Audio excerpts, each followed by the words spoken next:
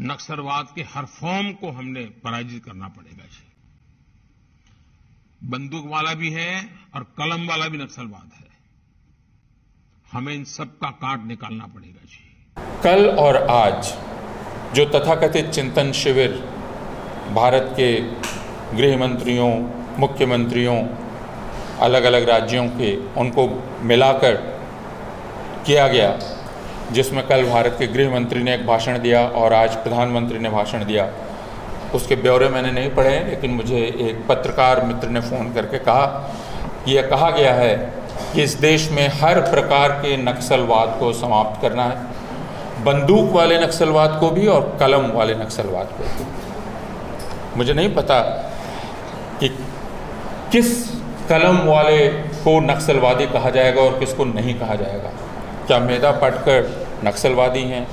क्या गिरीश कर्नाड नक्सलवादी थे? नक्सलवादी होने का मतलब क्या होता है? नक्सलवादी कौन है? और नक्सलवादी होना अपने आप में अपराध कैसे हो गया? नक्सलवाद को किस तरह से परिभाषित किया जाता है?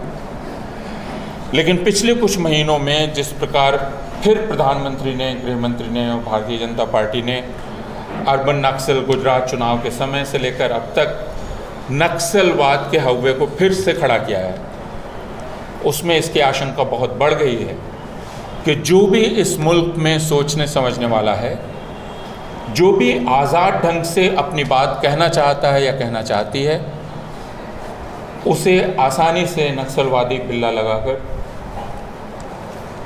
और उसके खिलाफ गिरफ्तारी और दूसरी कार्रवाइयाँ की जा सकती हैं। प्रश्न हमारा और आपका है कि हम इस बात के खिलाफ और यह सब कुछ जो हो रहा है, यह क्यों भारत की जनता के विरुद्ध एक साजिश है, भारत की जनता की ज़ुबान काट लेने की एक साजिश है। हम क्या यह बात जनता को बता पाएंगे, समझा पाएंगे और बतला पाएंगे कि यह दरअसल इन कुछ लोगों के खिलाफ साजिश नहीं है जिनको अर्बन नक्सल कहा जा रहा है, ये पूरी जनता के खिलाफ साजिश है, क्योंकि उस जनता की आवाज़ इन्हीं ज़ुबानों से जाती है। आप जब उमर खालिद को गिरफ्तार कर लेते हैं, आप जब हैनी बाबू को गिरफ्तार कर लेते हैं, आनंद तेलतुंबड़े को कर लेते हैं या शर्जील इमाम को कर लेते हैं या गुलफिशा को कर लेते हैं, तो आप जनता की ज़ुबान छीन लेते हैं। तो हमें और आपको, हमारे और आपके ऊपर दायित्व यह है कि हम जनता से यह बात कर सकें और उसे यह समझा सकें। यह दायित्व बहुत कठिन है, बहुत बड़ा है, लेकिन यह काम हम लोगों को करना है। आपस में बातचीत करते हुए यहाँ बहुत सारे नौजवान बैठे हैं और यह बहुत उत्साह की बात है, और इसी तरह हमें ज़्यादा इस चर्चा को और नौजवानों के बीच ले जाना और जनता के और हिस्सों के बीच ले जाना बहुत ज़रूरी है। और यह समझाना बहुत ज़रूरी है कि जनतंत्र में आमतौर पर आज़ादी का भ्रम होता है। ऐसा तो नहीं है कि सारे लोग जेल चले जाते हैं, लेकिन असल जनतंत्र वही है जहां सरकार की आलोचना करने वाला आज़ाद रह सके और वह सरकार की आलोचना करने के बाद भी आज़ाद रह सके।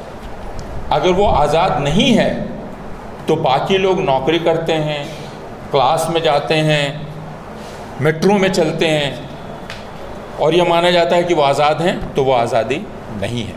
बहुत शुक्रिया।